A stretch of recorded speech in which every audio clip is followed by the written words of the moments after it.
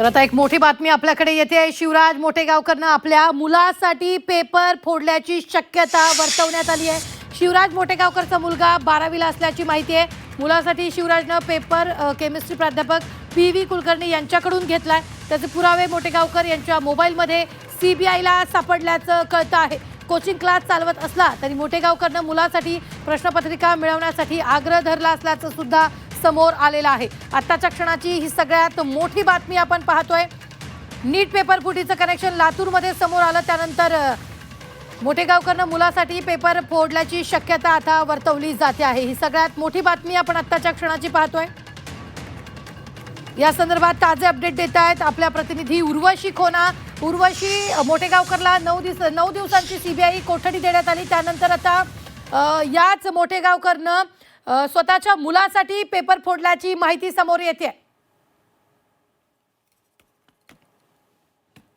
नक्कीच रुबीना, सूत्रांकडून जी माहिती कळाली आहे ते म्हणजे हे की मोठेगावकर ह्याने स्वतःच्या मुलासाठी जे आहे हे पेपर मागितलं होतं पी.व्ही. कुलकर्णीकडून आणि त्यांचा आग्रह होता की हा पेपर बाहेर यावं त्याच्या मुलासाठी, आणि म्हणून जे आहे त्यांनी हा पेपर फोडला किंवा हा पेपर ॲक्सेस केला असं समजून येत आहे।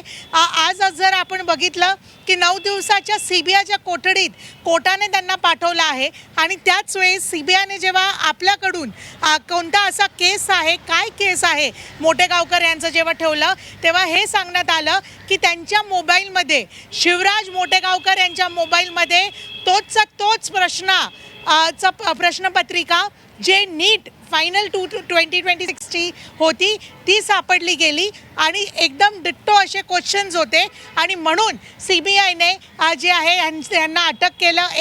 बरोबरच एक व्हिडिओ बाहेर आला आहे जे सीबीआयकडे मोठा पुरावा म्हणून सीबीआयने हजर केला आहे।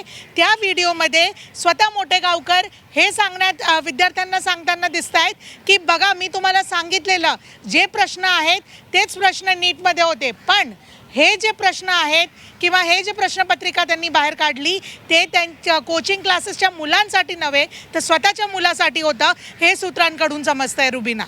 निश्चितच उर्वशी, धन्यवाद ताजे अपडेट देण्यासाठी। मात्र आत्ताच्या क्षणाची सगळ्यात मोठी बातमी आपण पाहतोय। शिवराज मोठेगावकरचा मुलगा 12वीला असल्याची माहिती मिळते, आणि त्याच मुलासाठी या मोठेगावकरनं पेपर फोडल्याची माहिती मिळते। शिवराज मोठेगावकर सीबीआयच्या सध्या ताब्यात आहे। सीबीआयच्या कोठडीत 9 दिवस असणार आहे। सीबीआयकडून जवळपास 3 दिवसांपासून त्याची चौकशी झाली, आणि त्यानंतर आता 9 दिवसांची सीबीआय कोठडी देण्यात आलेली आहे।